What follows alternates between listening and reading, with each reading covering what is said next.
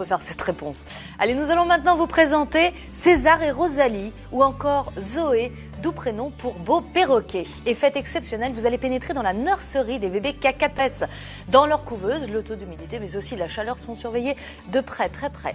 À la plume et à la caméra, Pierre-Hugues Frémy.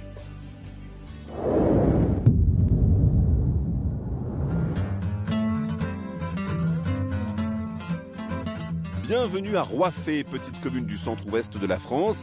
Située dans la Vienne, c'est là, au cœur de la campagne, qu'habite Sylvie, entourée de tous ces animaux, parmi lesquels des perroquets, qu'elle chérit plus que tout. Oh pour moi, ils font partie de la famille. Hein. Chaque jour, c'est vraiment que du bonheur. Ils cherchent des bisous en plus. Et si le bonheur est dans la volière, c'est qu'ici, César et Rosalie se sentent particulièrement bien, le climat océanique et donc tempéré de la région étant idéal pour les perroquets. Les perroquets, contrairement aux idées reçues, craignent plus de la chaleur que du froid. Là, la volière, elle a été faite de façon à ce qu'ils aient une partie à l'air et au soleil, et ils ont une partie à l'ombre. Donc en fait, ils choisissent selon leur envie. S'ils veulent se retrouver à l'ombre, ils vont aller rarement au soleil. Après, ce qu'il faut éviter, c'est les changements de température.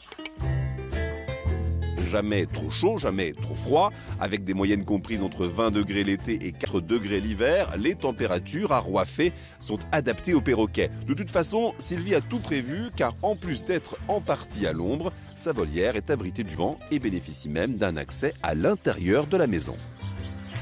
On a sacrifié une partie de la luminosité, mais c'est aussi pour notre plaisir, parce que c'est vraiment un luxe de pouvoir entrer les perroquets et les sortir à volonté en fait. Et c'est quand eux le veulent. C'est-à-dire qu'ils viennent à la fenêtre le soir et ils viennent toquer pour dire on aimerait bien rentrer avec vous quoi. Coucou. Alors. En fait, on a voilà. Donc elle s'invite, hein. Elle fait comme elle veut, elle est chez elle.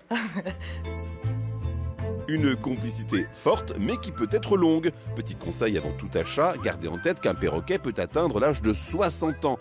Et n'hésitez pas à contacter un spécialiste. Sylvie, elle, s'est enquise du savoir de Dominique, un autre passionné, chez qui, d'ailleurs, sont nés César et Rosalie. Allez, allez mémé, ah bah oui, hein, ah bah oui, hop. Installé à Chinon, dans l'Indre-et-Loire, cet éleveur professionnel, au service aussi bien des particuliers que des zoos, est le spécialiste de l'incubation, la sage-femme des perroquets. Exemple avec cet œuf de cacatoès sur le point d'éclore. On le surveille vraiment très attentivement, un petit peu comme une naissance humaine en fait. Donc là, avec le mire-œuf, on peut voir déjà si l'œuf est bien positionné, on distingue le bec. Et puis aussi, on a d'autres moyens de détecter, tout bêtement l'oreille. C'est que là, on entend souvent le poussin qui est en train de bêcher ou qui peut être en détresse. Et on a aussi un petit appareil qui remplace un peu le monitoring des humains, qui nous permet d'écouter le cœur de l'oiseau. De sage-femme, Dominique devient nourrice après la naissance. Toutes les 2 heures, il va alimenter les bébés en couveuse et veiller au maintien d'une température moyenne et d'un taux d'humidité adéquat.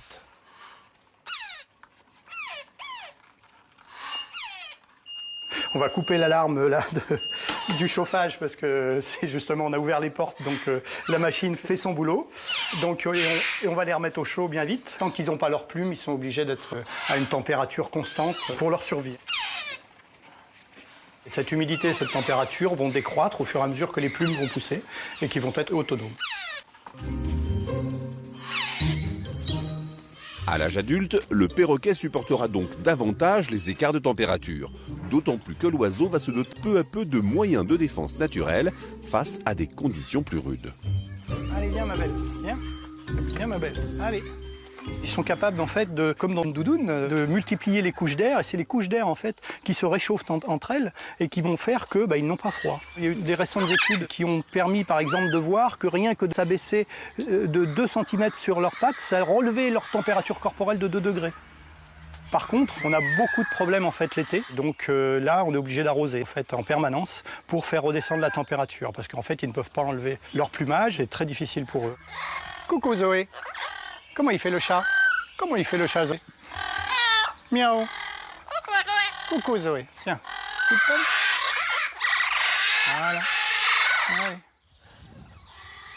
C'est un métier plutôt passion, voilà, que j'exerce avec grand bonheur.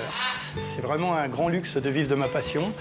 J'espère que ça pourra durer encore très longtemps, même si le métier est vraiment très dur et le physique ne suit pas toujours, mais bon, quand on aime, normalement, ça tient bien.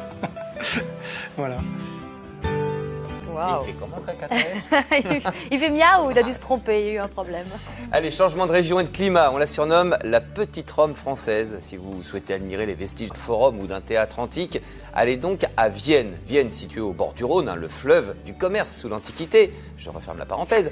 La ville a tout subi, mais reste magnifique. Décor planté par Fred Maurice.